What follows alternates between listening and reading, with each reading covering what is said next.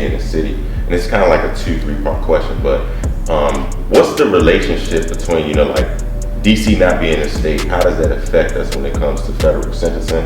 And also, how does that affect us when it comes to, like you said, coming up with this comprehensive re-entry, policies? Yeah, I think, with us not being a state, in 1997, the National Capital Revitalization Act, that I think Bill Clinton wound up signing into law, really gave the federal government control of our criminal justice system. And so with that, again, the city doesn't inform what happens to our residents when they go to prison, right? Particularly from a rehabilitative standpoint. It's not under our control, right? Now, everybody goes into the federal system, though. It's, just like in the state, you have your state courts, you have your district courts. When DC, you got the Superior Court, which is for DC code offenses, right? You break local law, and then you also have, district court, which is the federal court. And though it's just here, no matter which court you come out of, you go to do your time in the federal system. But everybody from DC doesn't have a federal charge. When it comes to federal laws, though, right, we don't have input because we don't have a voting member. We don't have senators, right? Yeah. So we don't have input.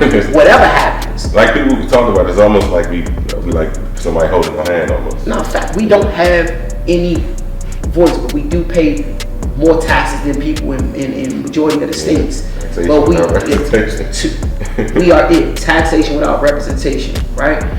We cannot inform what happens on a national level. That's the problem. And so there are people from other states that make the decisions for us. And so to bring this full circle, right? So we've had, Congress the committee in Congress has to sign off on everything that happens. We're under what they call home rule, but a congressional committee could not allow us to do certain things. If, just for instance, if the Democrats lose the midterm elections, right? If they lose the House and the Senate, and then in 2024 they get a Republican president, right? Quite possibly, just say it's a DC, very liberal city, DC, pro-choice city. But after this Roe v. Wade decision, the Supreme Court, DC would be like, abortion is still legal in DC, but that Republican Congress could say no, right?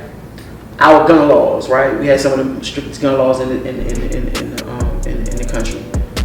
That Republican, if that shift goes to the right with the Republicans, our gun laws could be changed from a congressional level. That can't happen in the state. The state has to do it, right? So for people out there who want to understand, a lot of times Congress has sort of been on our side, if you will, as far as, letting DC sort of control its own affairs, but it does not have to be that way.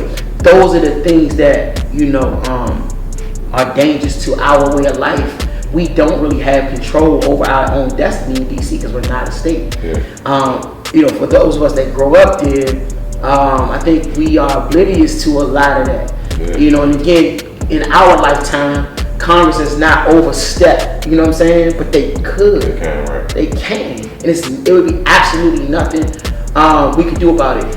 The last thing I'm going to say on that, just for people, as far as how problematic this could be in a worst case scenario kind of thing, but on January the 6th, our mayor could not activate the National Guard. She does not have that power. In a state, the governor, the mayor is akin to a governor. Mm-hmm. If we were a state, we wouldn't have a mayor. The mayor would be the governor, right? Which she could. The governor controls the National Guard. Right. Get what I'm saying? The president is really the governor of the District of Columbia. Yeah. And we saw that between her and Trump. You know what I mean? So those are the kind of things that, so we, from a policy level, we don't have a voice. And, our warrior on the Hill, Eleanor Holmes Norton, she's a delegate. When the Democrats are in power, they empower her, but she's not a voting member. Yeah. She's not a voting member, and obviously we don't have senators. So. Yeah, man. Now, with your career.